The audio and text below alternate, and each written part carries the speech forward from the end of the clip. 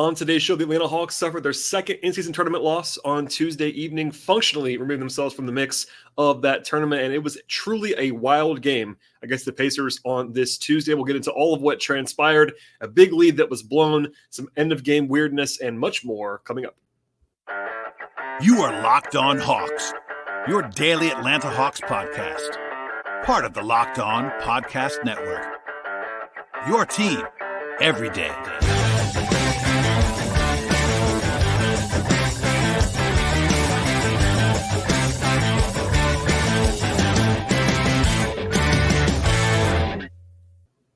Hello, friends. Welcome to episode 1594 of the Locked On Hawks podcast.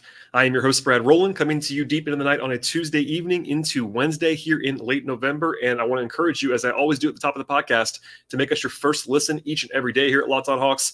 Check us out and subscribe anywhere you get your podcasts, places like Apple and Spotify on the audio side. And we're also on YouTube on the video side. This is our fourth show of the week already. It's been very busy in the Hawks space. We had a two-part podcast with Tower Jones earlier this week, a crossover edition yesterday with Tony East of Locked On Pacers, and much more to come. But with all that out of the way, a pretty wild basketball game transpired on Tuesday evening. It kind of captured the national attention of the NBA world for a little while in the second half in particular. The final score was 157 to 152 in regulation, and that is not something that you usually see, quite honestly, in the NBA. But the Hawks, of course, fell short in this spot by 5 points at home. It's their third straight loss overall, and all three of those came at home, where they have struggled now mightily 2-5 at home for the Hawks this year. And this all but eliminates them for the in-season tournament. It's not official at this point, but certainly the Hawks have maybe a 1% chance or less to emerge from the group as sort of a wild card contender. So for me anyway, I'm assuming the Hawks are going to be done with regard to the in-season tournament at this point, which is unfortunate, of course. And really, the big thing in this game, in a lot of ways, as someone who covers basketball neutrally and objectively, is that this game was basically played on the moon in a lot of ways. From the blue court of the in-season tournament to the insane tempo, the style of play, the shot making, the scoring, it was just a wild game. And it was entertaining if you were not, I would say, emotionally invested. I know I've talked to a lot of people around the league who are not Pacers people or Hawks people that really, really enjoyed themselves. And I totally get it. It was a fun basketball game. It was also not my favorite style of play, probably, given that I like defense quite a bit, but it was certainly a wild basketball game. In fact, it was only the seventh game in the last 50 years that both teams had 150 or more in regulation. It was a top 12 scoring game in regulation in the history of the NBA. So that tells you right there how crazy this game was. According to our friends at FanDuel, by the way, this is the highest over-under pregame total since tracking began about 25 years ago. The pregame over-under was 252.5, and if you don't follow this stuff closely, that is an incredibly high number, obviously the highest one in recent memory, and the game went over by more than 50 points. So it was a just absolute bonanza. The Hawks were favored in this game by 3.5 coming in. They were up by minus 20 points, as we'll talk about more in a second. The Hawks were up by 20 points in the second quarter of this game, up 13 at the half. And then they had a disastrous third quarter, and that was the reason why they lost this game in the end.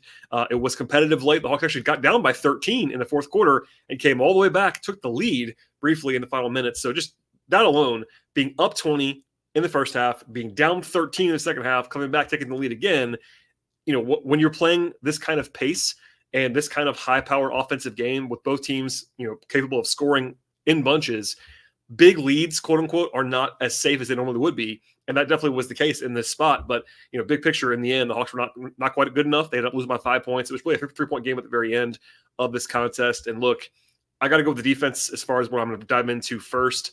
It is worth noting and taking into account that Indiana came into the night number one in the league in offense, and they're still number one in the league in offense after tonight. Top 5 in shooting, top 5 in turnover avoidance, and they were truly unbelievable in this game. You have to tip your cap a little bit to the Pacers.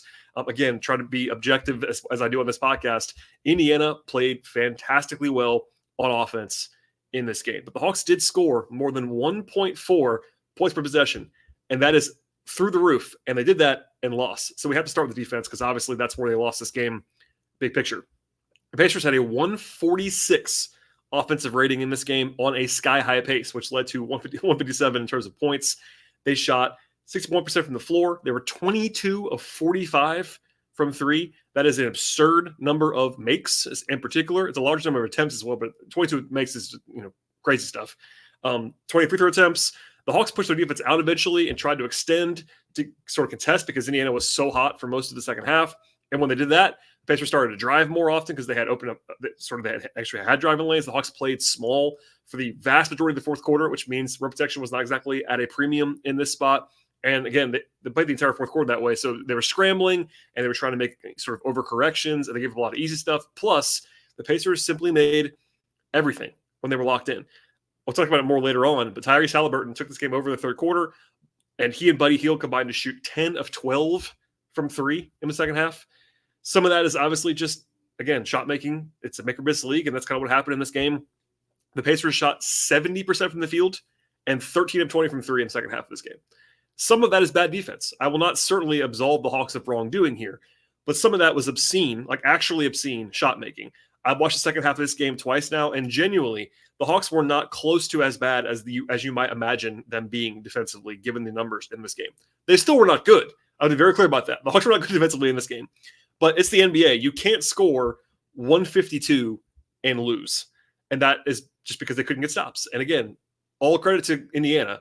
A lot of it was them, but the Hawks were not good enough defensively either, and that is certainly the moral of the story on this night. Look, on offense, a lot of positive, honestly. They scored 152 on 107 possessions. That is crazy good. More than 1.4 points per possession offensively for the Hawks in this game. If you told me the Hawks had that number every game this season and then asked me how many games the Hawks would lose, I would have probably say 0. And the Hawks lost tonight. So there you go. This is the first time the Hawks have scored 150 or more since January 26th of 2020. So it's been almost 4 years since they've actually matched this production just from a raw point total perspective. Then we scored 140 twice last year. They scored a franchise record 86 points in the first half of this game, led by 20 and lost. So offensively, again, it was really awesome offense for the most part. Now there were some shortcomings along the way, some turnovers that led to some issues in the third quarter in particular. We'll talk about later on, especially with DeAndre Hunter. It's not only him, but he was a big culprit in that third quarter, for instance. But the Hawks shot 48% from three, 60% from the floor, 23-28 from the free throw line. They had 74 points in the paint. They had 17 fast break points. They had 28 assists. Like, all these numbers are incredibly good. You can't realistically ask for more than the Hawks gave offensively over 48 minutes. Yes, obviously there were periods of the game and little things you could sort of tweak. But the only thing you can kind of nitpick on the stat sheet was that the Hawks were actually below average in finishing at the rim in this game. But that was it. And they weren't even terrible there. They were just like slightly below average. Everything else, three-point shooting, mid-range shooting, assists. I mean, turnovers were kind of like league average or so in this game for the Hawks. So like that's one area maybe you could circle. But and yeah, it's worth noting that Indiana is not very good on defense. In fact, they're probably a bottom 5, 6, 7 defensive team in the league this season, especially with the way they were playing. Miles Turner is their best defender by a lot, and he and Clint Capella were just marginalized in the fourth quarter. These teams both played, and for me, like made the conscious decision to play essentially centerless basketball, or at least small ball for the most part in the entire fourth quarter, and that left Indiana in a better spot. They were just more equipped in this game to play those like 3-4 guard lineups and make shots. And I mean, again, Haliburton and Hield combined to shoot 15 of 21 from three. Buddy Hield was 6 for 6 from three. He was plus 20 in his minutes because he was 6 for 6 from three. Haliburton was ridiculous in this game too, 37-16, like all kinds of crazy numbers as you might imagine. But yeah, in the end, the Hawks just did not have enough stops along the way here.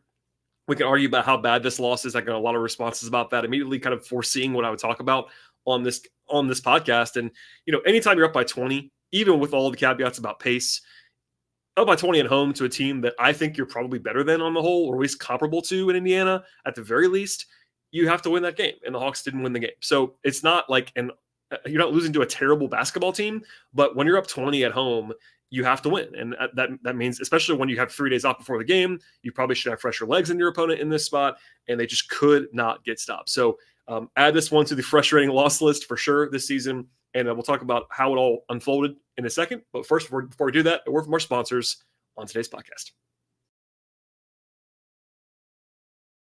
Today's show is brought to you by eBay Motors, and our partners eBay Motors have teamed up with Locked On Fantasy Basketball host Josh Lloyd to bring you some of the best fantasy basketball picks each week, all season long. Whether you're preparing for a daily draft or scouting the waiver wire, Every single week, we're going to provide you with some players that are guaranteed to fit on your fantasy basketball roster. So let's see right now who Josh has picked out for us on this week's edition of eBay's Guaranteed Fit Fantasy Picks of the Week. And as always, he has a full list of guys to highlight. The one I want to focus on for today for us is former top 5 pick Jaden Ivey of the Pistons. Josh points out that Ivey has actually regained a starting spot in Detroit recently. That always helps with fantasy value. He's played at least 28 minutes in 3 consecutive games. He's not quite found the production level that a top 5 pick would like to have at this point in time, but he clearly has immense talent athletically. He's a fantastic athlete for one. And in addition, Detroit's formula has not been working, let's just say, and the Pistons have real incentive to kind of make some changes that could easily lead to some more usage for Ivey, more minutes, and then, of course, more stats for fantasy basketball. He has more upside than a lot of guys ranked around him in fantasy world right now. And Josh is buying in right now after Ivey had 17 points in a recent close loss to Denver earlier this week. And Josh Lloyd, again, for lots of fantasy basketball, is going to help you out with your fantasy team and to win that championship that you're looking for.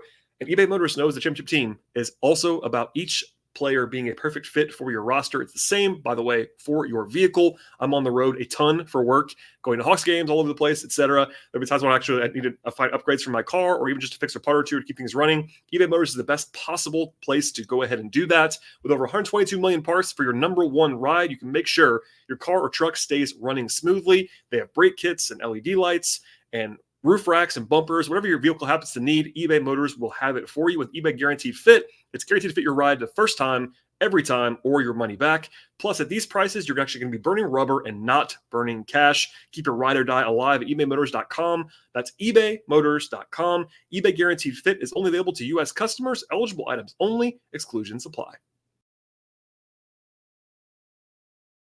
All right, we'll get in now to how this game unfolded. And again, it was a pretty crazy night. The Pacers made their first threes on the 2 trips in a row to open the game. The Hawks had an 11-2 run in the early going. The Hawks were scoring early and often, 13 points on 6 possessions to start the game. Capella finished 3 times in a row at the rim. There was a missed lob dunk for Jalen Johnson, but he had a big one in transition after that.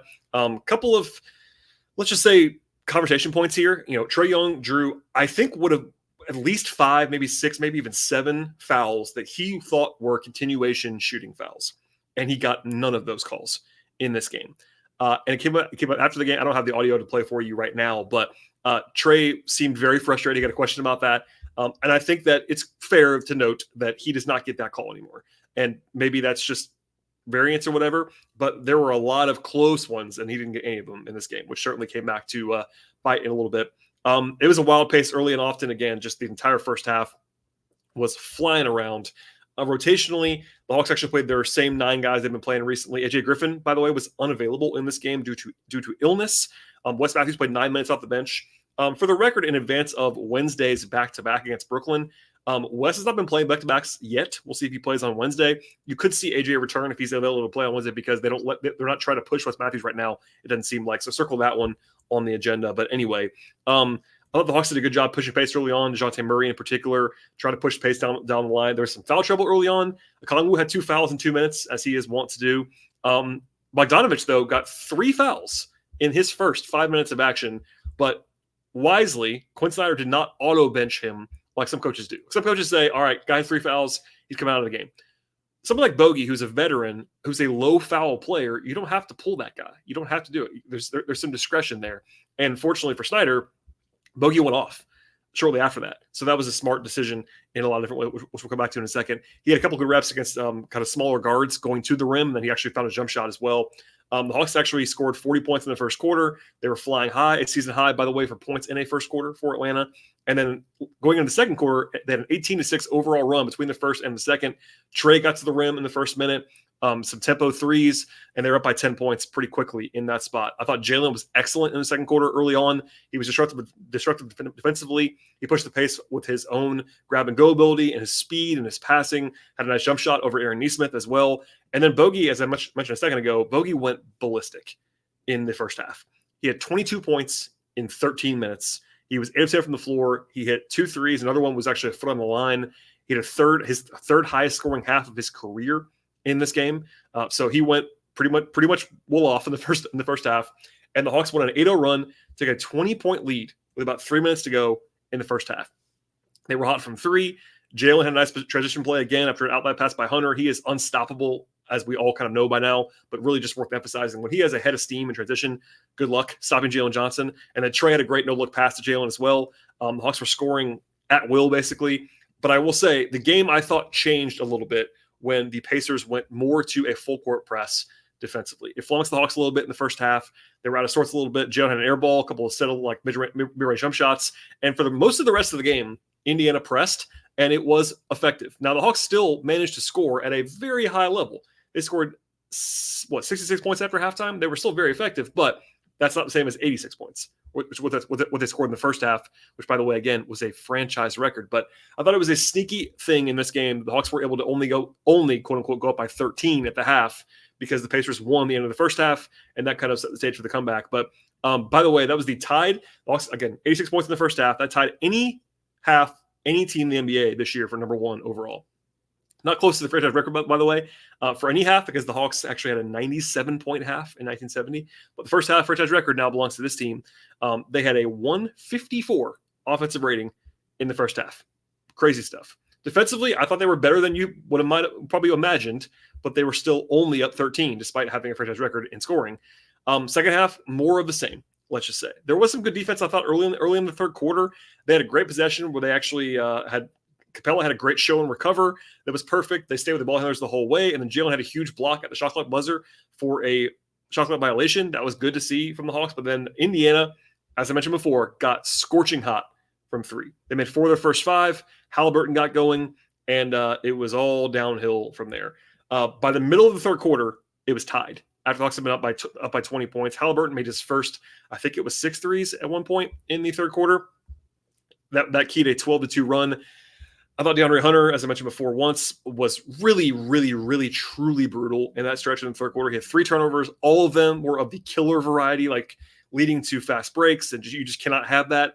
And the Hawks, again, were up by 20 with about 3 minutes to go in the first half, and they were trailing with about 120 to go in the third quarter. So they blew the entire 20-point lead in about 13 or 14 minutes of court time. And there you go. They lost the third quarter by 18 points. Indiana made 9 threes in the third. 9 threes. 7 by Halliburton. And then for good measure, Ben Mathurin hit a really tough fadeaway jump shot at the buzzer. That wasn't even a 3. That was just like, oh my God, are they going to miss a shot?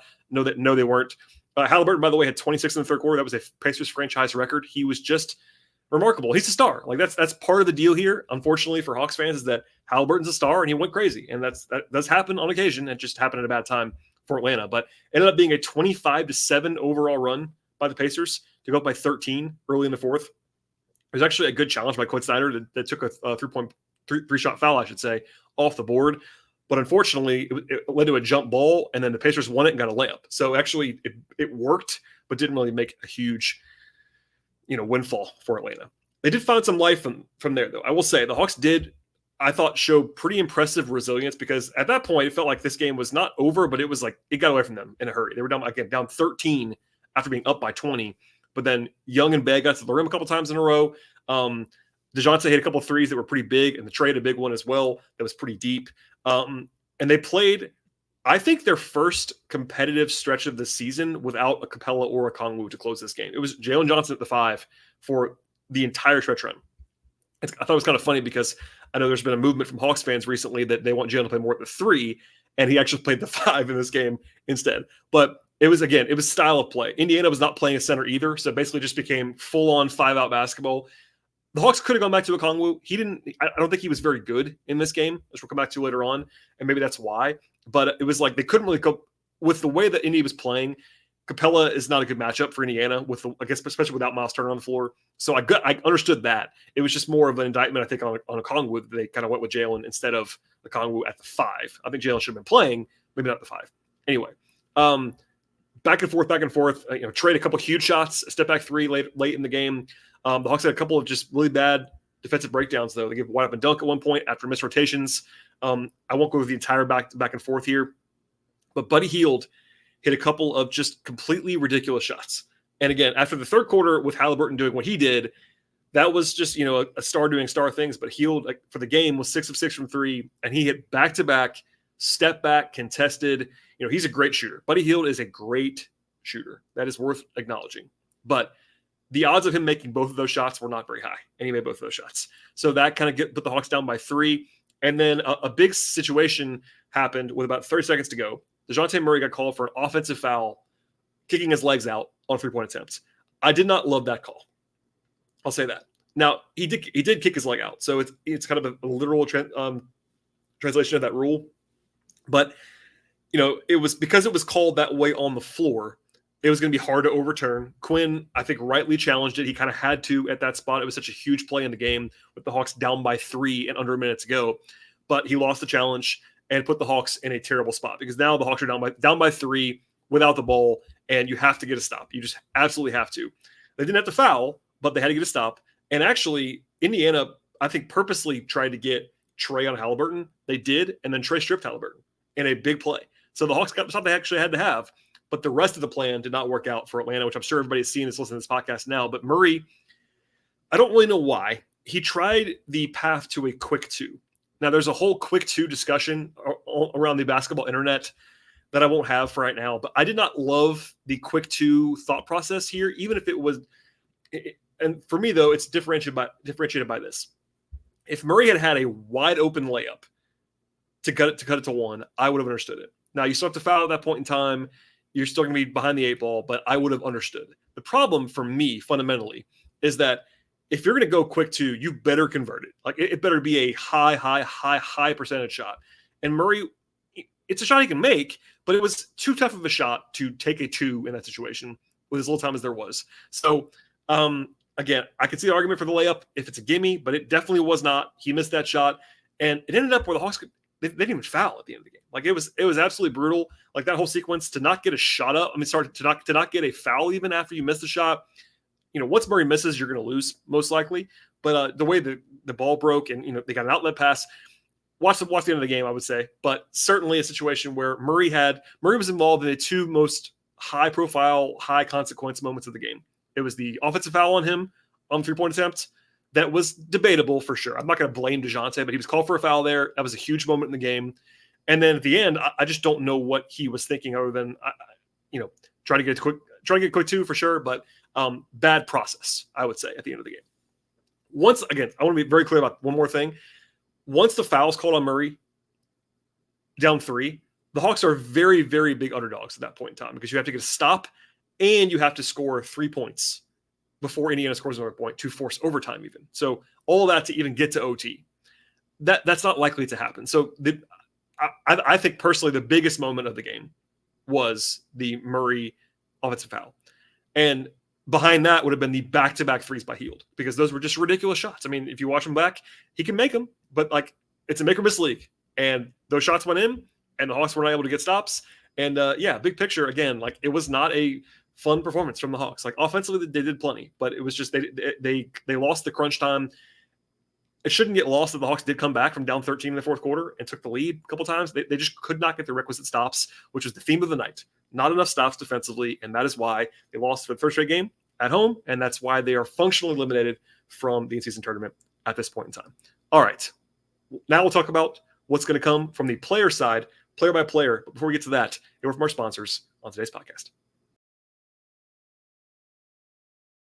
Today's show is brought to you by FanDuel Sportsbook. Snap into the action this NFL or NBA season with FanDuel, America's #1 sportsbook. If you're a new customer, get $150 in bonus bets with any winning $5 moneyline bet. That's $150 in your pocket if your team wins. Beyond the awesome perks of signing up right now, they have everything you're looking for with FanDuel in the sports betting space. That includes point spreads and over-unders like the one tonight that was through the roof on the Hawks game. Money lines, player props, future bets, live betting, same-game parlays. It's all there for you at FanDuel. The app is safe and secure. They cover the entire range of sports from the NBA and the NFL, college football, college basketball, WNBA, golf, tennis, soccer, auto racing, MMA, boxing, etc. It's all there for you. They also have all the stuff you're looking for the Hawks, like tonight, and as well as on Wednesday when they play the Nets. They'll have the pregame stats and the pregame lines there, plus live betting once the game begins.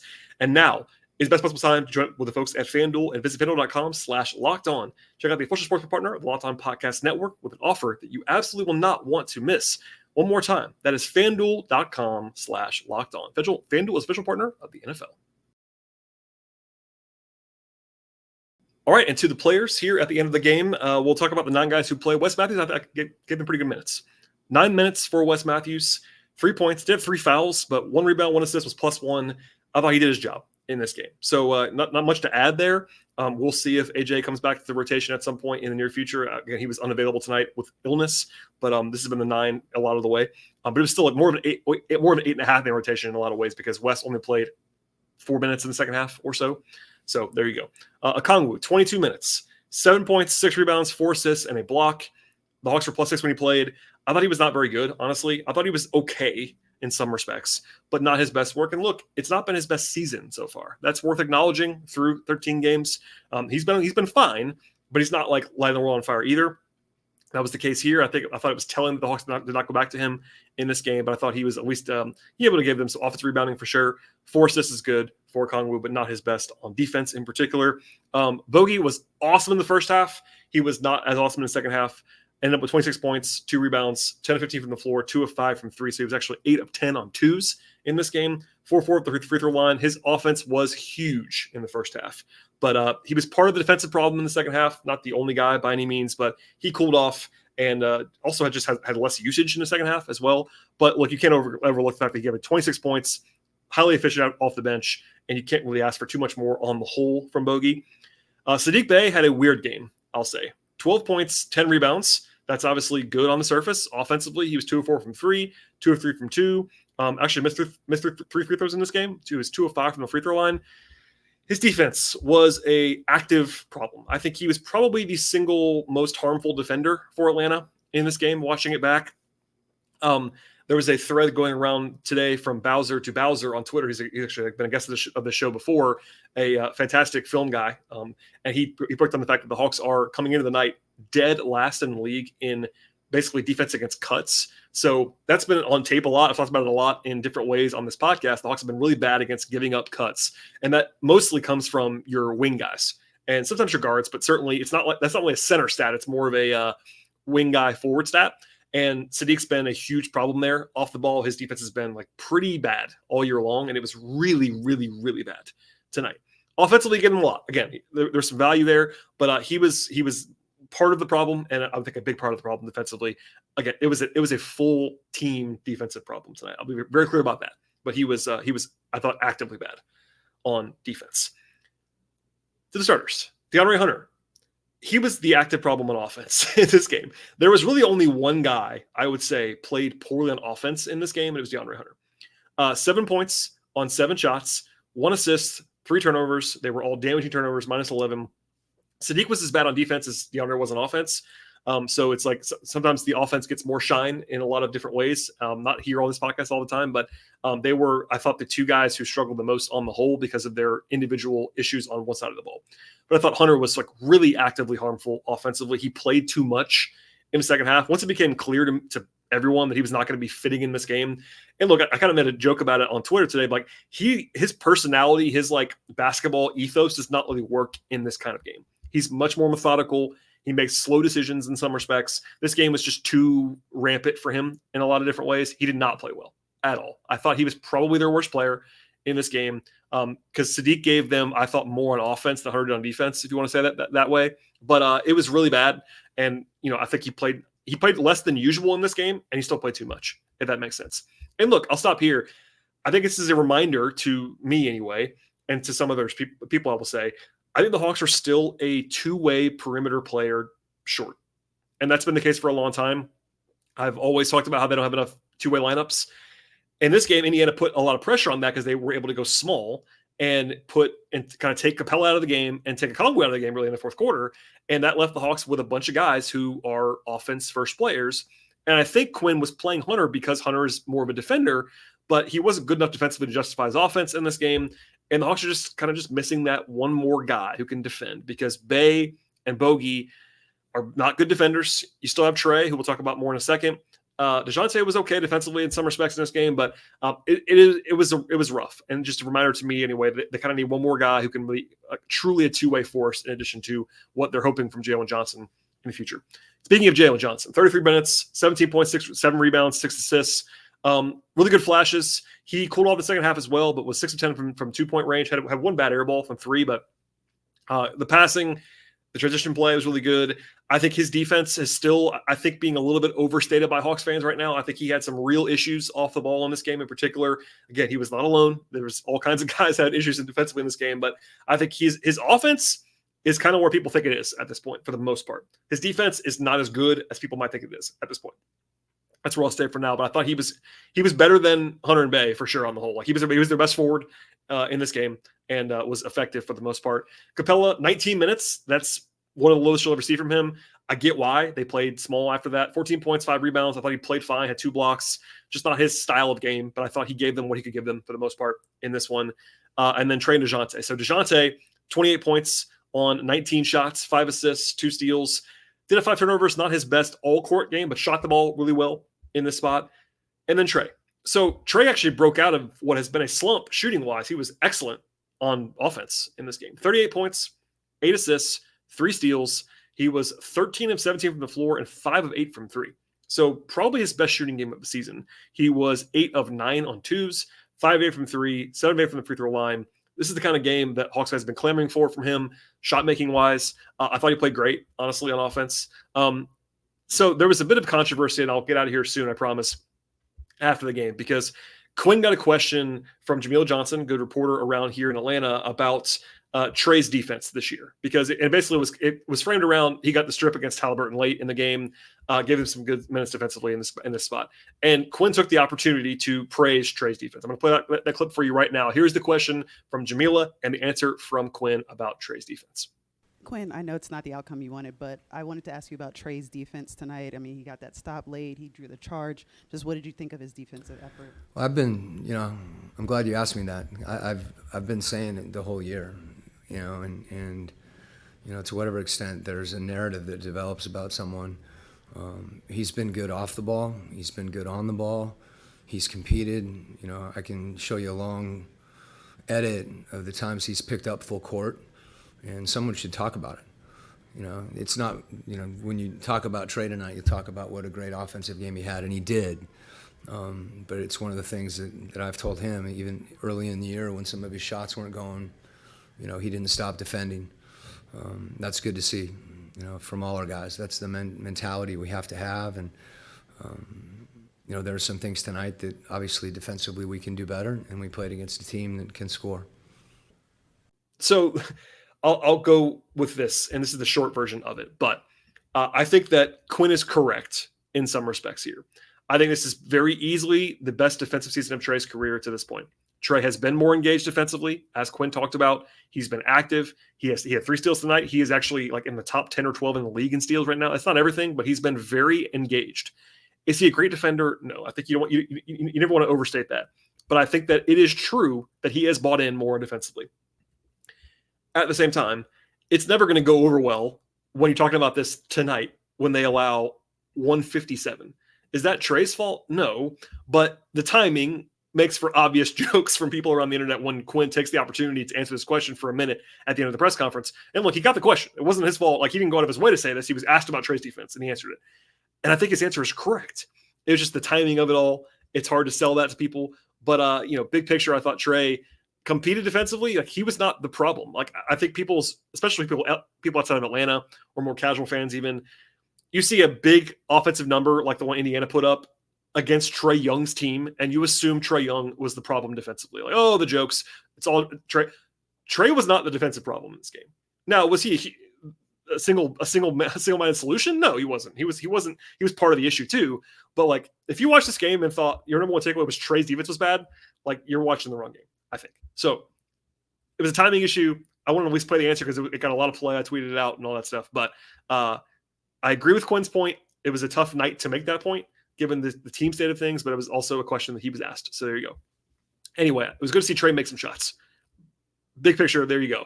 I talked about it with Tyler Jones over this week. It's been a topic in Hawks land for a while now. Trae making shots was certainly something that was welcome to see. We'll see if he can follow it up on Wednesday. And speaking of Wednesday, the Hawks, again, by the way, just last thing on this, the Hawks are not officially eliminated from the season tournament, but they basically are. I won't spend the entire rest of the show on this. There is a scenario, it's like 0.001% chance that they actually get a wild card. But for me, I am going to assume that the Hawks are done in the tournament. They do have to play one more game against Cleveland that will still count in the regular season, of course. But Indiana is the representative from the group, and wild card is going to probably go to another team other than Atlanta. So cross that off for the most part. The Hawks do play again on a back-to-back on Wednesday at home. The Nets actually had 2 days off, and that's who's coming in Brooklyn to play on Wednesday. No travel for the Hawks, of course, but a tough game tonight, high-powered game, all that stuff.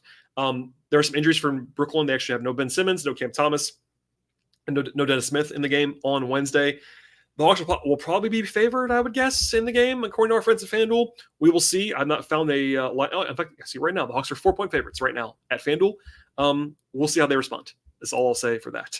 Before we get out of here, and I will have a new podcast after the game on Wednesday as well. A PSA for new listeners or folks that have not heard this yet. Recently, there is some extra bonus content happening in the audio-only feeds of this podcast, so don't be surprised by that at all. There's some bonus shows coming from the Locked On Sports Atlanta folks and the Locked On Podcast Network, so don't be spooked by that. I am still doing my normal workload on this show, so still just some extra bonus stuff in the audio feed if you enjoy that kind of thing. And I encourage you to subscribe to the podcast. Anywhere you get your podcasts, please check us out on Spotify, Apple, Google Podcasts, Overcast, YouTube on the video side. Also like the show there and subscribe to alerts and all that stuff. Find the show, spread the word. Thank you for listening to the podcast, everybody. I really do appreciate it. Follow the show on Twitter at Locked On Hawks. Follow me there as well at BT Rowland. I also run about the Hawks on occasion at patreon.com/BT Rowland. With all that said, we'll have this same podcast back in your feeds again on Wednesday evening. So stay tuned, and we'll see you after the game on Wednesday.